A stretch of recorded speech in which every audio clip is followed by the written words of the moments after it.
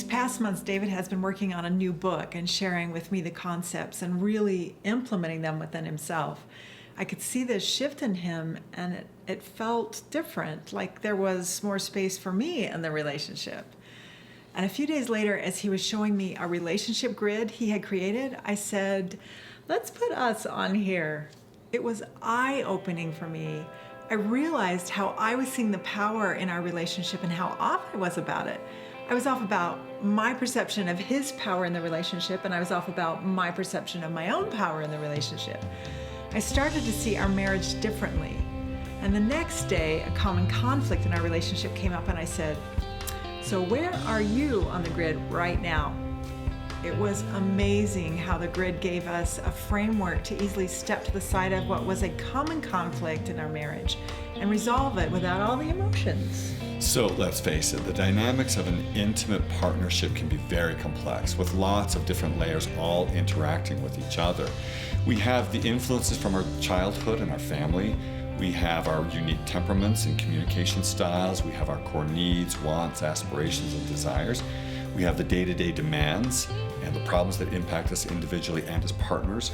And of course, we also have our choices and the results of those choices. With all these layers operating and interacting at the same time, it's no wonder that a lot of relationships struggle, even when both the partners are trying to make it work.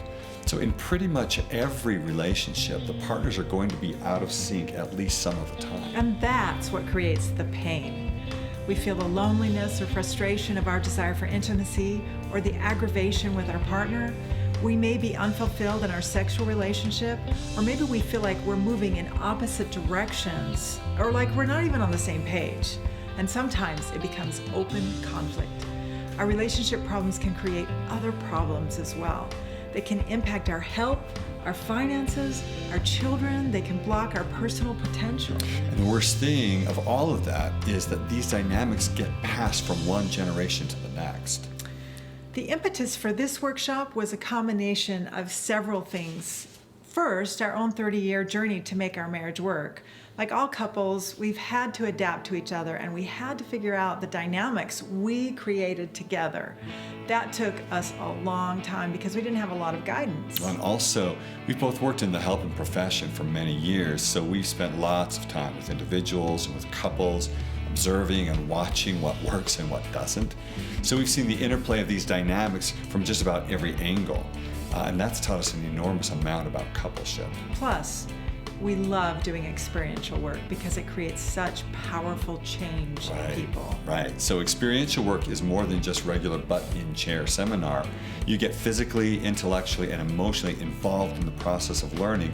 And that approach makes all the difference in whether people retain or forget what they learn. David has co-created 2 experiential retreats that have been done over and over again. One since probably 90 times since about 2001. And Peggy has also co-created and led experiential workshops and retreats. So with all of that background, I was working on some concepts for my new book, and a paradigm for how relationships work appeared in my mind. And the paradigm illustrated how 3 core human needs interact with each other as we interact with other people. First, there's the need to feel empowered or to feel powerful. Second, there's this need for connection and interaction with other people. And third, there's the need for intimacy, which is to be truly seen and understood, and to see and understand others and ourselves.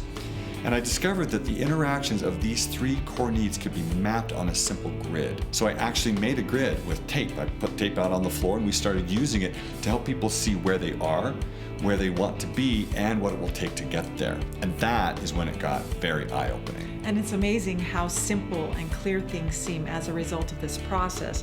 So that's how Becoming One came to be created. And we really hope that you'll join us.